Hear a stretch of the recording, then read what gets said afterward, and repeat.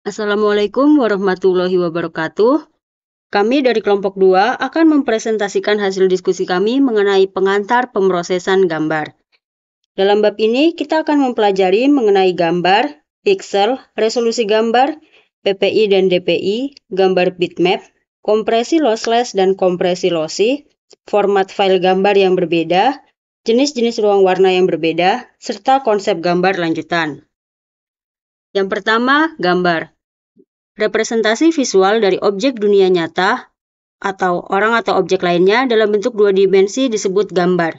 Sebuah gambar tidak lain adalah kumpulan piksel dalam ruang warna yang berbeda. Yang kedua, piksel. Anda bisa membayangkan gambar lengkap sebagai kumpulan sampel-sampel kecil. Sampel-sampel ini disebut piksel. Piksel adalah elemen terkecil dalam gambar digital. Ketika Anda memperbesar gambar sampai melihat kotak-kotak kecil, itulah piksel. Jadi, piksel adalah subsampel dari gambar yang ketika digabungkan akan membentuk gambar lengkap. Yang ketiga, resolusi gambar. Resolusi gambar adalah jumlah piksel yang ada dalam sebuah gambar. Semakin banyak jumlah piksel, semakin baik kualitasnya. Resolusi gambar dijelaskan misalnya sebagai 320 x 240, 640 x 480, dan seterusnya. Ini berarti misalnya ada 1024 kolom piksel dan 768 baris piksel, jumlah total piksel diperoleh dengan mengalihkan kedua angka tersebut, yang menghasilkan 786.432 piksel. Yang keempat, PPI dan DPI. PPI berarti pixel per inch, sedangkan DPI berarti dot per inch. Keduanya adalah unit untuk mengukur resolusi gambar. Ketika kita melihat 1 inci gambar, jumlah piksel persegi yang dapat kita lihat di dalamnya direpresentasikan oleh PPI. DPI di sisi lain terkait dengan pencetakan. Ketika kita mencetak gambar dan melihat 1 inci hasil cetak, jumlah titik tinta yang digunakan direpresentasikan oleh DPI. Yang berikutnya adalah gambar bitmap. Secara umum, ketika kita melihat nilai piksel, nilainya berupa rangkaian bilangan bulat. Tapi, ketika kita mengkonversi rangkaian bilangan bulat tersebut menjadi byte, kita mendapatkan gambar bitmap. Salah satu jenis bitmap adalah gambar biner, di mana setiap piksel memiliki satu dari dua angka 0 atau 1. Angka-angka ini mempresentasikan hitam atau putih dan digunakan untuk menyimpan gambar secara efisien. Yang berikutnya, kompresi lossless. Ketika kita ingin mengurangi ukuran file yang bisa berupa gambar, tetapi tidak ingin mengorbankan kualitas, jenis kompresi ini disebut kompresi lossless. File yang dikompresi dapat disimpan, dan ketika kita memerlukannya selama proses dekompresi, semua informasi dipulihkan dan kita mendapatkan gambar yang sebenarnya. Jenis kompresi pertama ini memprioritaskan informasi yang terkandung dalam file, terutama ketika mengompresi teks, di mana kita tidak bisa kehilangan satupun informasi. Yang berikutnya adalah kompresi lossy.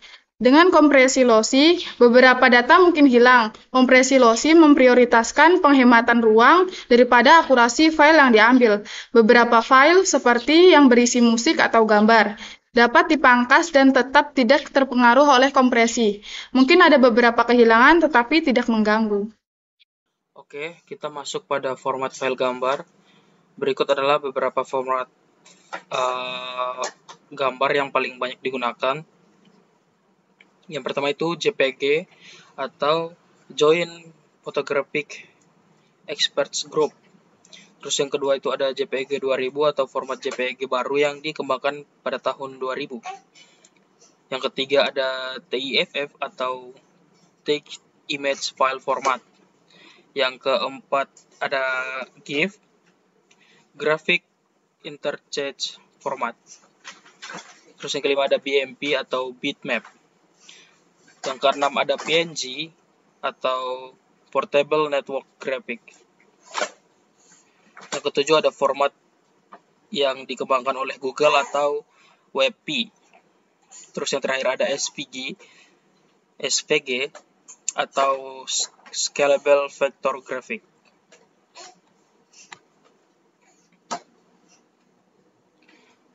Kemudian masuk pada di sini ada format gambar. JPEG, JPEG 2000, TIFF, GIF, BMP, PNG, WebP, SVG. Terus ada deskripsinya. JPEG itu kompresi lossy untuk gambar mentah, JPEG 2000 untuk versi optimasi dari JPEG, kompresi lebih baik lossless maupun lossy. Terus ada TIFF, deskripsinya ada kompresi lossless atau dapat disimpan dan diambil tanpa kehilangan informasi. Terus ada GIF, format gambar bitmap, mendukung. Terus animasi atau kompresi lossless. Terus BMP, deskripsinya independen dari perangkat tampilan atau tidak ada kompresi. Terus di sini ada digunakan untuk fungsinya.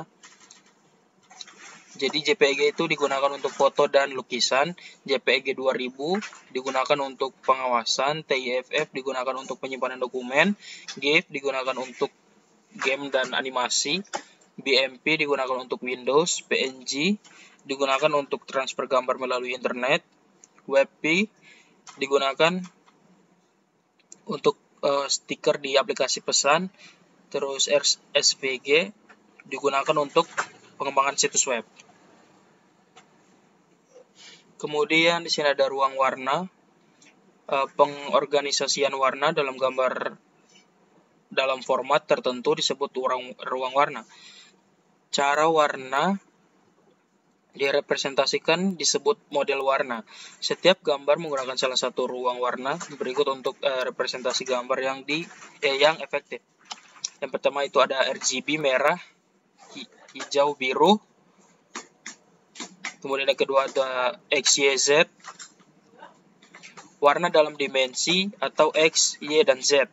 Kemudian ada HSV atau HSL, rona, saturasi, dan nilai rona, saturasi dan kecerahan.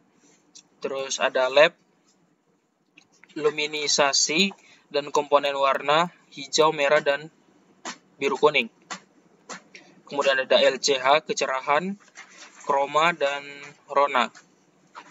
Ada YPBPR, kabel hijau, biru, dan merah. Terus ada UV atau UV, kecerahan dan chroma atau warna. Terakhir ada YIG, luminisasi, parameter, in-phase, dan kuadratur.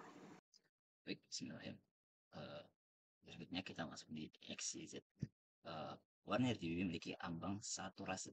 Mereka tidak bisa melampaui apa yang bisa kita lihat. Ruang warna XYZ membantu kita melampaui ambang ini. Sekarang Anda mungkin bertanya-tanya, mengapa kita ingin melampaui ambang ini? Ya, mungkin bagi mata manusia terasa tidak mungkin bagi kita untuk melihat warna tertentu. Tapi di dunia digital, kita mungkin memerlukan warna-warna ini untuk mencocokkan warna. Kita dapat memasukkan kode warna, kemudian mereproduksikannya dalam aplikasi yang berbeda, seperti pencetakan. Pixel thresholding batas digunakan untuk menetapkan kondisi. Misalnya, jika intensitas pixel lebih besar dari 47, jadikan hitam atau putih. 47 disebut ambang batas. Ekstrapolasi. Jika kita memprediksi atau memperkirakan suatu nilai berdasarkan hubungannya dengan nilai-nilai sebelumnya, kita melakukan ekstrapolasi. Pixel tetangga yang putih mungkin putih berdasarkan asumsi atau ekstrapolasi. HSF atau HSL. HSF atau HSL adalah representasi alternatif dari ruangan warna RGB. Terdiri dari komponen berikut. Ada W atau rona, ada saturation atau saturasi, ada value atau nilai, ada lightness atau kecerahan. Jadi W itu adalah properti yang menggambarkan 3 warna, hijau, merah, dan magenta. Saturasi mengukur intensitas warna. Ini memberitahu kita seberapa jauh warna dari abu-abu. Nilai yang lebih rendah berarti warna mendekati abu-abu. Thickness mengacu pada intensitas warna relatif terhadap putih. Value adalah ukuran intensitas lainnya. Ini memberitahu kita seberapa jauh warna dari putih. LAB. Ruang warna LEB memiliki 3 komponen. Yang pertama luminansi atau pencahayaan. Berikutnya ada komponen warna hijau dan merah. Yang ketiga itu B, komponen warna biru dan kuning. Warna yang dapat kita lihat, yang tidak dapat kita lihat, termasuk dengan ruang LEB. Warna dapat melihat titik dengan koordinat set dan jarak ke suatu titik bersama titik dan jarak memiliki koordinat silindris. Apapun yang tidak memiliki koordinat silindris tidak dapat dilihat oleh manusia. Bagian terbaik tentang ruang warna LEB adalah bahwa tidak bergantung pada perangkat, dapat digunakan dalam pencetakan tekstil dan berbagai aplikasi lainnya. Ruang warna LEB adalah salah satu cara paling akurat untuk merepresentasikan warna. Selanjutnya LCH. LCH mirip dengan ruang warna LAB, tetapi alih-alih menggunakan koordinat silindris, ini menggunakan koordinat persegi. Ini membuat koordinat lebih mirip dengan yang dilihat mata manusia, yaitu menggambarkan titik berdasarkan tidak hanya koordinat posisinya, tapi juga jarak dari titik referensi. Karenanya ideal untuk persepsi mata manusia, karena titik referensi dalam hal ini adalah mata kita. Selanjutnya YPBPR. Ruang warna YPBPR digunakan dalam elektronik video seperti pembuatan DFD terdiri dari 3 komponen. 1. Y atau kabel hijau, 2. PB atau kabel biru, 3. PR atau kabel merah. Ketiga komponen berasal dari ruang warna RGB saja. Y mengacu pada kecerahan, PB dan PR adalah sinyal warna yang berbeda. Secara umum saat menggunakan komputer, komponen warna digital berasal dari ruang warna RGB. Namun ketika kita berbicara tentang perangkat elektronik, seperti pemutaran DFD, kita perlu menggunakan padanan analog dari ruang warna RGB, yaitu YPBPR. Selanjutnya UUV. Ruang warna UUV agak mirip dengan YPBPR, karena keduanya digunakan dalam elektronik video. Perbedaannya adalah UUV mendukung televisi hitam putih juga. Y sama dengan kecerahan yang ada dalam gambar, nilainya dapat berkisar 0 hingga 255. U dan V sama dengan komponen kroma atau warna, nilainya dapat berkisar dari min 128 hingga plus 127 dalam kasus bilangan bulat bertanda, atau dari 0 hingga 255 dalam kasus bilangan bulat tak bertanda. Jika kita menghilangkan komponen U dan V, kita mendapatkan gambaran grayscale. U dan V adalah matriks warna. Selanjutnya, YIK. Ruang warna YIK digunakan dalam televisi warna atau mode NTSC, National Television System Committee, terdiri dari 3 komponen. 1. Y sama dengan luminasi dalam gambar, 2. I sama dengan parameter in phase, 3. Q kuadratur yang mempresentasikan informasi warna.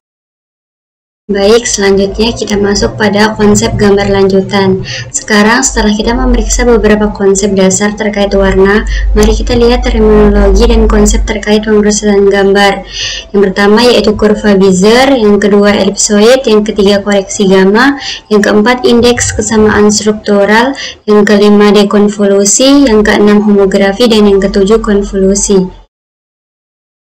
Kemudian masuk pada kurva Bezier. Kurva Bezier merupakan kurva yang mempunyai banyak titik kontrol. Titik kontrol adalah beberapa titik pilihan pada kanvas yang dapat kita gunakan untuk mengatur kurva. Saat kita mengubah posisi titik kontrol, bentuk kurva berubah dan digunakan untuk memanipulasi bingkai dan gerakan. Ini juga dapat digunakan untuk memperbesar, memilih posisi gambar, mengubah atau mengubah bagian gambar, dan banyak lagi. Kemudian masuk di elipsoid. Lingkaran adalah bangun datar dua dimensi yang diameter atau jari-jarinya tetap. Bola adalah lingkaran tiga dimensi yang juga memiliki jari-jari atau diameter tetap. Namun, jika kita mengambil sebuah bola dan memencetnya pada kedua sisinya, maka bola tersebut menjadi elipsoid. Elipsoid tidak memiliki diameter yang konstan. Satu sisi mempunyai diameter lebih besar dan disebut sumbu mayor, sisi yang lebih kecil disebut sumbu minor. Kemudian masuk di koreksi gamma. Koreksi gamma yang digunakan untuk menampilkan gambar secara akurat di layar, mengontrol kecerahan gambar, dan dapat digunakan untuk mengubah rasio merah hijau biru.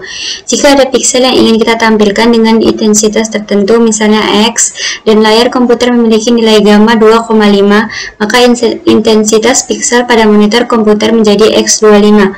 Karena intensitas selalu diukur antara 0 hingga 1, gambar di monitor dalam hal ini menjadi kabur. Untuk menghilangkan masalah ini, nilai masukan harus dikoreksi gamma. Koreksi gamma dilakukan agar keluarannya hampir sama dengan masukan. Misalnya, jika nilai masukan dipangkatkan 1/2,5, maka proses ini disebut koreksi gamma 2,5. Oke, baik, yang selanjutnya yaitu indeks kesamaan struktural. Indeks kesamaan struktural atau SSIM digunakan untuk mengukur kualitas suatu gambar. Ini memberitahukan seberapa mirip satu gambar secara struktural dengan gambar lainnya, yang berarti kita memerlukan dua gambar untuk melakukan perhitungan SSIM. Salah satu kendala di sini adalah kita harus mengetahui gambar mana yang asli. Jika tidak, algoritma tidak dapat membedakan gambar mana yang lebih baik dari gambar lainnya. Rumus SSIM adalah SSIM dalam kurung X, Y sama dengan 2mu dikali mu ditambah C1 dikali 20 XY ditambah C2 dibagi mu alfa pangkat 2 ditambah mu pangkat 2 ditambah C2 dikali gamma pangkat 2 ditambah Y pangkat 2 tambah 2, di mana mu adalah mean dari bayangan, gamma adalah simpangan baku gambar, dan O pangkat 2 adalah varian gambar. SSIM atau dalam kurung XY harus sama dengan SSIM dalam kurung YX. Itulah syarat kesamaannya. Selanjutnya yaitu dekonvolusi. Secara umum, dekonvolusi digunakan untuk mengoreksi gambar buram yang membantu mengembalikan kontras. Dengan gambar buram, sulit menentukan intensitas piksel untuk melakukan koreksi. Selanjutnya yaitu dekonvolusi. Secara umum, dekonvolusi digunakan untuk mengoreksi gambar buram yang membantu mengembalikan kontras. Dengan gambar buram, sulit menentukan intensitas piksel. Untuk melakukan koreksi ini, kami menggunakan apa yang disebut fungsi penyebaran titik atau PSF. Kami memilih sebuah titik di dalam gambar dan dengan menggunakan PSF, kami dapat merepresentasikan titik tersebut dengan pola cahaya yang dipancarkan dari titik tersebut dalam 3 dimensi yang membantu membuat gambar lebih jelas. Misalkan, kita mengambil gambar dalam kondisi cuaca buruk. Karena kondisi cahaya yang tidak normal, kontras gambar mungkin tidak ideal. Kami menggunakan restorasi kontras untuk menyesuaikan kontras gambar guna mendapatkan gambar yang lebih baik. Dalam proses pemilihan kontras, piksel-piksel terdekat dianalisis dan parameter lain juga dipertimbangkan, seperti kedalaman gambar, strukturnya, dan lain-lain. Dan kemudian menggunakannya untuk dekonvolusi menentukan kontras terbaik untuk suatu gambar. Lalu ada homografi. Homografi memiliki banyak kegunaan dalam pemrosesan gambar. Pembuatan gambar mosaik dan panorama, penggabungan gambar, registrasi gambar, penyelarasan gambar, dan banyak lagi. Ini digunakan untuk mengubah gambar dari suatu bidang proyektif ke bidang proyektif lainnya. Oleh karena itu, dapat digunakan untuk mengubah bidang dan perspektif suatu gambar. Selain koordinat X dan Y pada gambar yang menghasilkan gambar datar 2 dimensi, dimensi ketiga juga ditambahkan. Lalu, konvolusi. Konvolusi adalah proses sederhana di mana kita menerapkan matriks, juga disebut kernel atau filter, pada gambar sehingga kita dapat memperkecil ukurannya atau menambah beberapa lapisan dinding agar ukurannya tetap sama. Konvolusi juga digunakan untuk mengekstrak fitur tertentu dari suatu gambar, seperti bentuk, tepi, dan sebagainya. Konvolusi banyak digunakan dalam pemrosesan gambar, terutama dalam jaringan saraf konvolusional dan deteksi wajah. Ya, mungkin itu saja presentasi dari kelompok kami. Terima kasih.